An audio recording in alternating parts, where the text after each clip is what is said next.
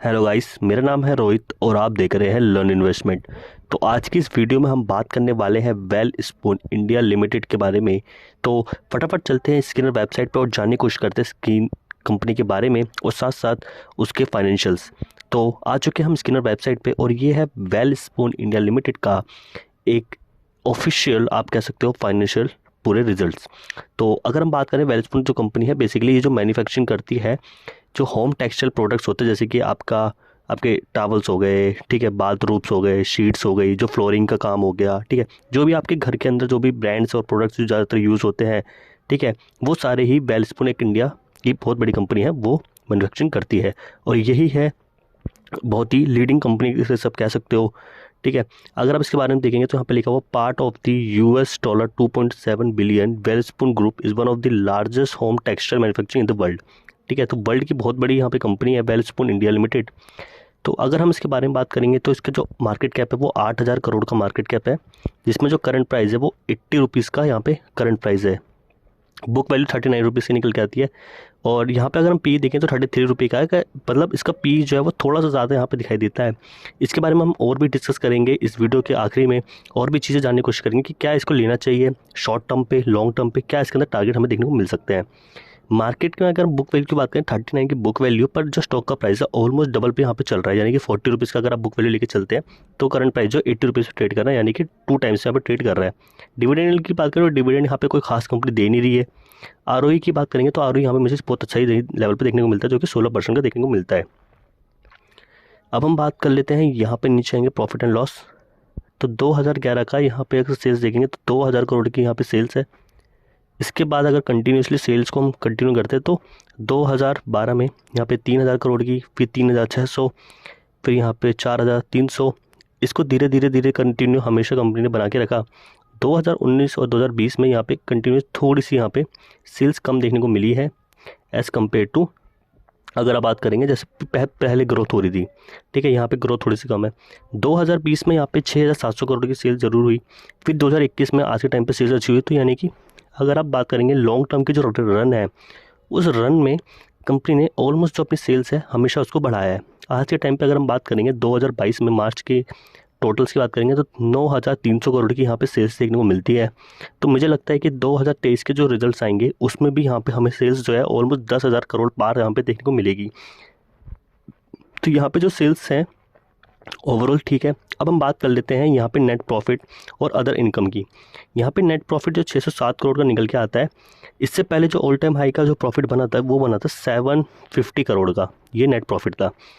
इसमें अगर आप बात करेंगे अदर इनकम आया था 84 करोड़ का।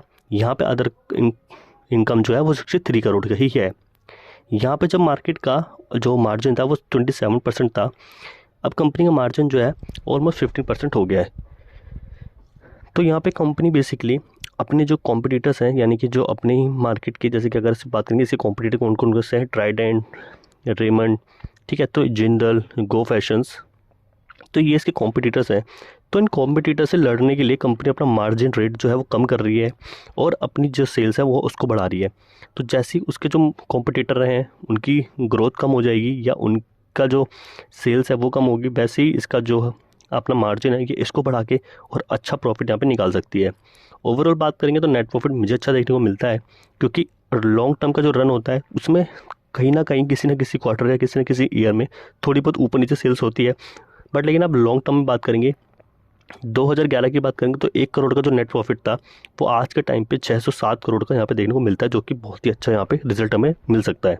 ठीक है, बात करते हैं रिजर्व की। तो रिजर्व में अगर आप बात करेंगे तो वही चीज़ अगर आप देखेंगे 2011 में कंपनी के पास 570 करोड़ के आसपास रिजर्व था। आज के टाइम पे वो रिजर्व ऑलमोस्ट 3,800 करोड़ का यहाँ पे देखने को मिलता है। तो यहाँ पे जो रिजर्व है कंपनी के पास वो बहुत ही अच्छा है और जो बोरिंग है वो मेरे हिसाब से बिल्कुल नेग्लिजिबल है, क्योंकि यहाँ पे जो बोरिंग है वो 3,100 करोड़ की है। एज़ कम्पेयर टू उसकी रिजर्व की बात करेंगे तो रिजर्व बहुत ज़्यादा यहाँ पे देखने को मिलता है। यहाँ पे बात कर लेते हैं फिक्स एसेट्स, वो बहुत देखना ज़रूरी है। तो यहाँ पे कंपनी के पास जो फिक्स एसेट है वो बहुत अच्छे से ग्रो कर रहे हैं। तो यहाँ पे बहुत पॉजिटिव पॉइंट्स मेरे को देखने को मिल रहे हैं धीरे धीरे, क्योंकि जो फिक्स एसेट्स हैं वो ज़्यादा होंगे तो कंपनी को आने वाले टाइम पे किसी से उधार लेने की ज़रूरत नहीं पड़ने वाली। यहाँ बात करते हैं इन्वेस्टमेंट की, तो कंपनी ने 700 करोड़ की इन्वेस्टमेंट है और वो हमेशा से ही कंपनी ने बढ़ाई है। 2020 के मार्च में बात करेंगे तो यहाँ पे जो इन्वेस्टमेंट 244 करोड़ की थी। यहाँ पे थोड़ी अगले साल यानी 2021 में थोड़ी सी इन्वेस्टमेंट कम हुई। मुझे लगता है कोविड की वजह से थोड़ा सा चेंज आया होगा, क्योंकि इससे पहले अगर आप बात करें कभी भी इतना चेंज नहीं आया। कभी भी कंपनी अपनी जो इन्वेस्टमेंट प्लान थे उनको कम ही नहीं किया। 2022 में जो इन्वेस्टमेंट था वो 700 करोड़ हुआ, 2022 में वो 711 करोड़ भी पार हो गया। तो ये बहुत अच्छा पॉजिटिव यहाँ पॉइंट देखने को मिलता है जो कि एसेट्स में है। बात कर लेते हैं शेयर होल्डिंग पैटर्न्स की। तो शेयर होल्डिंग पैटर्न जो 2020 के मार्च क्वार्टर में जो थे वो 69% के आसपास थे।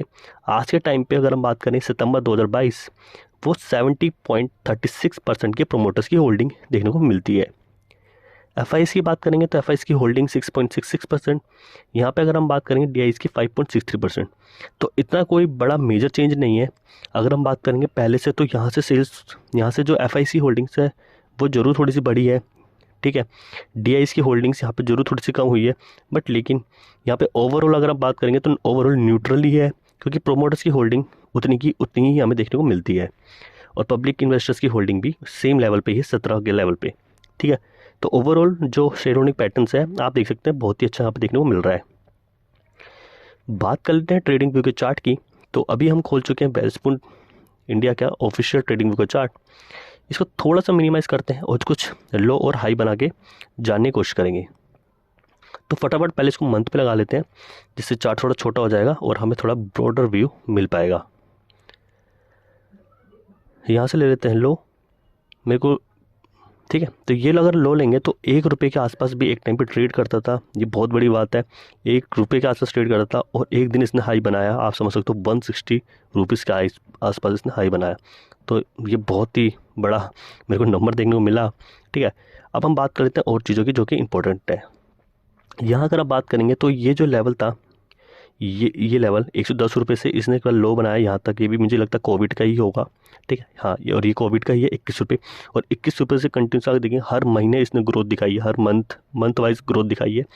ऐसा नहीं हुआ किसी मंथ ये थोड़ा सा सैचुरेशन हुआ, एक लेवल में गया, फिर एक बार पुल बैक मारा और ऊपर बड़े बड़े हाई बनाए। तो अभी भी मुझे ऐसे ही लगता है कि ये जो सैचुरेशन पॉइंट है ये मंथ वाइज ऐसी कैंडल बना के और हमें एक ऑल टाइम हाई दे सकता है, क्योंकि जो रिजल्ट्स आए हैं, सेल्स आई है, वो ऑल टाइम हाई है, और जो ओवरऑल इसकी जो ग्रोथ है वो बहुत अच्छी यहाँ पे देखने को मिलती है। बात कर लेते हैं हमारे इसमें हमें क्या पैटर्न देखने को मिलता है। 1 डे का चार्ट यहाँ पे लगा लेते हैं और यहाँ से इसको थोड़ा सा मैक्सिमाइज़ करते हैं। करंट प्राइस इसका 79.50 रुपीज़ के आसपास अभी मार्केट ट्रेड कर रहा है, इनके ऑलमोस्ट 80 रुपीज़। यहाँ हम इसको लगा लेते हैं, ये लेवल लगा लिया। ये लेवल हमने इसलिए लगाया क्योंकि ये जो लेवल है ये बहुत ही अच्छा सपोर्ट और रेजिस्टेंस की तरह एक्ट कर रहा है। आप देखेंगे पहले भी यहाँ पे अच्छा खासा रेजिस्टेंस था, इसको तोड़ा और यहाँ पे एक बार रीटेस्ट किया, फिर एक बहुत ही बड़े हाई इसमें दिए, यहाँ पे भी आके सपोर्ट लिया, पर लेकिन मार्केट के अंदर इतना ज़्यादा गिरावट थी ये 2022 की, तो ये नीचे आ गया। अब जाके मुझे ऐसा लगता है कि ये कप और एक हैंडल पैटर्न बना रहा है, पूरी इसकी पॉसिबिलिटी है। तो अगर हम ब्रश लें और ब्रश से अगर आपके लिए ड्रॉ करें, ये बना एक कप और ये बनेगा एक हैंडल, ठीक है। तो ये कप विथ हैंडल पैटर्न है। तो अगर मैं इसको हटा देता हूँ और आपको आप समझाते हैं हमारे टारगेट क्या होने चाहिए। फॉर एग्जांपल कि अगर आप इस लेवल पे बाय करते हैं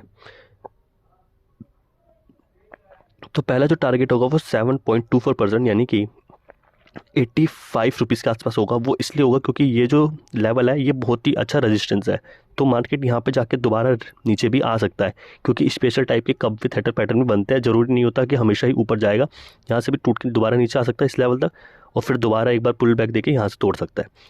पहली पॉसिबिलिटी हमारी ये होती है, ठीक है। तो पहला जो हमारा टारगेट हो सकता है वो 7.7% के आसपास हो सकता है, ठीक है, और वो बहुत ही जल्दी हमें देखने को मिल जाएगा, यानी कि 2 से 3 दिन के अंदर मैक्स टू मैक्स, मुझे ऐसा लगता है। पहला पॉइंट ये हो गया।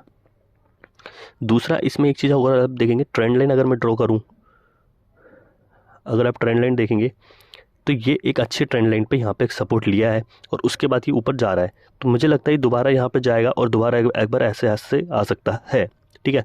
तो अगर आप देखेंगे कि एक बार यहाँ पे जाएगा फिर दोबारा नीचे आ सकता है, तो इस वजह से हमारा पहला टारगेट तो 7% का होगा। फॉर एग्जाम्पल अगर ये इसके ऊपर जाके एक दिन की कैंडल बहुत बढ़िया वॉल्यूम के साथ क्लोजिंग दे देता है, तो हमारा जो टारगेट होगा तो वो हमारा सेकंड टारगेट हो सकता है। अगर मैं इसको कप के बॉटम से टॉप पे लगाऊं और इसको हम यहाँ पे लगाएं, ठीक है, और यहाँ से हम हॉरिजॉन्टल लाइन ले लेते हैं, या थोड़ा सा नीचे आएगा, वो इसलिए आएगा, मैं आपको बताता हूँ क्यों आएगा। ठीक है, एक सेकंड, मैंने इसको नहीं सेलेक्ट किया शायद। ठीक है, तो अभी हॉरिजॉन्टल लाइन ले लेते हैं और हल्का सा यहाँ पे लगा लेते हैं और इसको थोड़ा सा। ठीक है, तो ऑलमोस्ट ये एक लेवल हो गया। 107% का गेन, सॉरी 107 रुपये पे यहाँ पे जा सकता है। और जो हमारा परसेंट वाइज गेन होगा वो 26 रुपीज़ का होगा। अगर आप इसके ऊपर बाई करते हैं यहाँ पे थोड़ा रुकने के बाद, तो यहाँ तक के टारगेट आपको मिल सकते हैं। और अगर आप इसको लॉन्ग टर्म पे ही होल्ड करना चाहते हैं तो आप इस लेवल पे लेके यहाँ तक के टारगेट अचीव कर सकते हैं, जो कि 35% का गेन होगा। इस पर थोड़ा सा टाइम लग सकता है, 3 से 4 महीना लग सकता है। ठीक है, क्योंकि ये बहुत टाइम से यहाँ पे इस लेवल पे था। मई से लेके अप्रैल टाइम पे यहाँ पे नीचे आया था, और अप्रैल 2022 से लेके आज दिसंबर ऑलमोस्ट हो जाएगा, स्टार्ट हो जाएगा, तो ये इस लेवल पे यहाँ पे फंसा हुआ है। और 1 साल बाद ऑलमोस्ट, यानी कि आप कह सकते हो 7 से 8 महीने बाद जब इस ब्रेकआउट को देगा, तो यहाँ पे थोड़ा सा टाइम लगेगा यहाँ तक के टारगेट अचीव होने में। ऑलमोस्ट 2 से 3 महीना तो लग सकता है 35% का यहाँ तक का गेन देखने को मिलने को। ठीक है, तो आप समझ चुके हैं। अगर आप अभी बाय करते हैं, मैं फिर से बता देता हूँ, यहाँ पे अगर आप लेते हैं तो यहाँ तक के टारगेट होंगे 7% के गेन। फिर अगर आपको और ज़्यादा होल्ड करना है, तो अगर इसके ऊपर क्लोजिंग देता है तो आपको यहाँ तक के टारगेट देख सकते हैं 107% तक के, 107 रुपीज़ के, सॉरी 107 रुपीज़ तक के आपको टारगेट देखने को मिल सकते हैं। ओवरऑल कौन 35% का होगा। ठीक है, तो ये बात वीडियो की एनालिसिस थी। मेरी यहाँ कोई रिकमेंडेशन नहीं है बाय और सेल के लिए, ये आपका पूरी चॉइस होगी। ठीक है, ये वीडियो बस एक लर्निंग पर्पस के लिए मैंने क्रिएट करी है, जिससे आप कुछ नया सीख सकें। अगर आपको वीडियो पसंद आई please like share. Thank you और बाय।